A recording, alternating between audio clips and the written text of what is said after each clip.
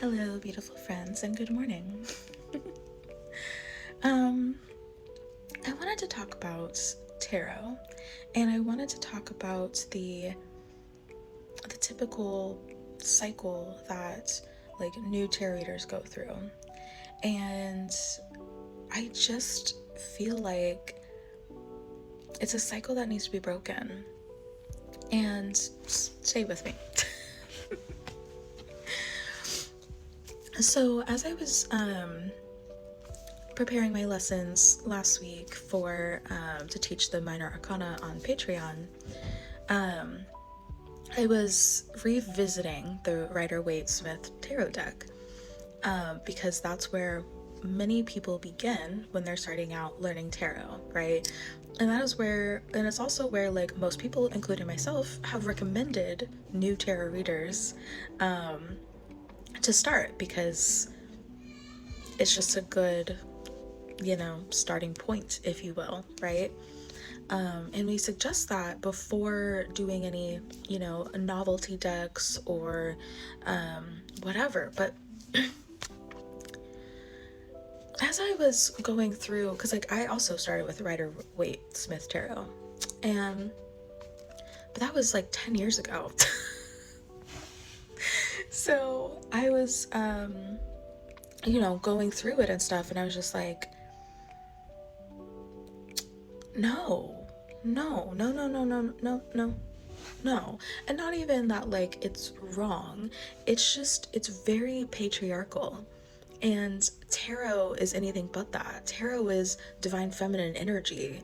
And I was talking to a friend of mine who is the manager of a metaphysical shop in my city. And we were talking about it, and I was like, it just really pissed me off. It just really pissed me off. Like, as I was going through and trying to find stuff to, enhance what I had already been channeling, it was like it just didn't match. It just didn't cohesively combine. And I sat with it and I was like, we need to do something else. And my friend had this really good Buddhist story, and he said there was a Buddhist teacher of the village, essentially, right? And he taught all the children. Well, they had a puppy, and the puppy was like distracting all the children, right? Like the puppy was able to roam free and whatever, right? But the puppy was being distracting, and so the children weren't sitting down to learn the lessons. They weren't, whatever. And so he tied up the puppy to a tree, and then I think he said the teacher died first. So like the teacher died, and then they got a new teacher, and then the puppy died, or the dog, right, grew up. And then the dog died, and so the new teacher was like, cool, we'll just get a new puppy. And this puppy had no interest in playing with children, right? But they still tied him up. And he was like, I'm saying all of this to say that just because we've always done something doesn't mean that we have to continue it. So I am being a new teacher and telling you that we do not have to continue the cycle of telling new tarot readers that they should use the Rider-Waite tarot deck.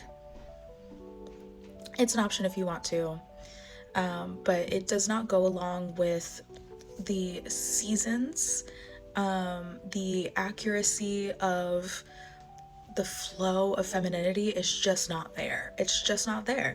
And while, because me and my friend talked about this too, and he was like, yes, there was a woman who was the artist for the deck, but they kept making her change it. Like, she redrew everything like 6 or 7 times because it didn't fit what these masculine men wanted it to look like.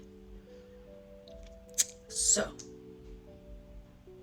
and if you were to look at the history of these two men a little problematic. Okay, a little problematic. So here I am to say, do whatever you want. You do not need to get the Rider-Waite deck. You can get whatever deck calls to you. Either way, the message is going to come through.